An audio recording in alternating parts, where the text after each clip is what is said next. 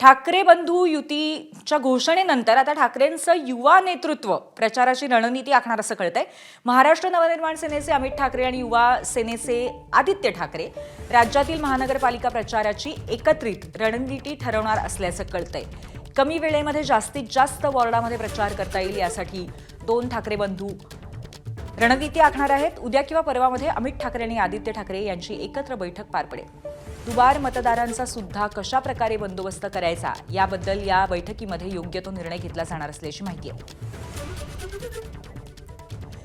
आपले प्रतिनिधी अजय माने आपल्याला या संदर्भात अधिक माहिती देतील. अजय, एकंदरीतच आता ठाकरे बंधूंच्या युतीनंतर युवा नेतृत्व पुढचं नेतृत्व कुठेतरी इनिशिएटिव्ह घेताना दिसतंय, सगळी धुरा हातात घेताना दिसतंय, काय सांगता येईल? आपण जर पाहिलं तर आता ही ठाकरेंची तरुणाई जी आहे ती प्रचाराचा धुराळा एकत्र उडवताना पाहायला मिळतील आणि त्याची रणनीती आखण्यासाठी ठाकरेंच्या शिवसेनेकडून म्हणजे शिवसेना प्रमुख आदित्य ठाकरे तर मनसेकडून महाराष्ट्र नवनिर्माण सेना या पक्षाकडून विद्यार्थी सेनेचे प्रमुख अमित ठाकरे हे दोन्ही बंधू जे ते एकत्र येऊन आता प्रचाराची रणनीती आखणार आहेत. त्यामुळे उद्धव ठाकरेंची सभा असे राज ठाकरेंची सभा असो त्यासोबतच या दोन्ही युवा नेतृत्वांच्या सभा त्याचं एकंदरीत नियोजन या बैठकीत केलं जाणार आहे.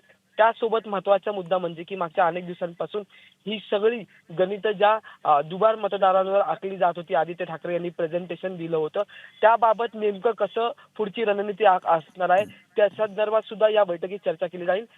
उद्या किंवा परवा ही बैठक पार पडेल आणि त्याच्यानंतर प्रचाराची धुराळा जो आहे तो उडवताना हे ठाकरे संपूर्ण कुटुंबच म्हणावं लागेल आता, कारण की दोन्ही भाऊ म्हणजे उद्धव ठाकरे राज ठाकरे एकत्र आलेले आहेत आणि त्याच्यानंतर त्या दोघं भावांनी केलेली युती त्याला पुढे घेऊन जाण्यासाठी आता हे युवा नेतृत्व सुद्धा एकत्र येताना पाहायला मिळतं.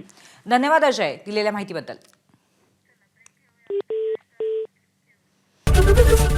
एबीपी माझा, उघडा डोळे बघा नीट.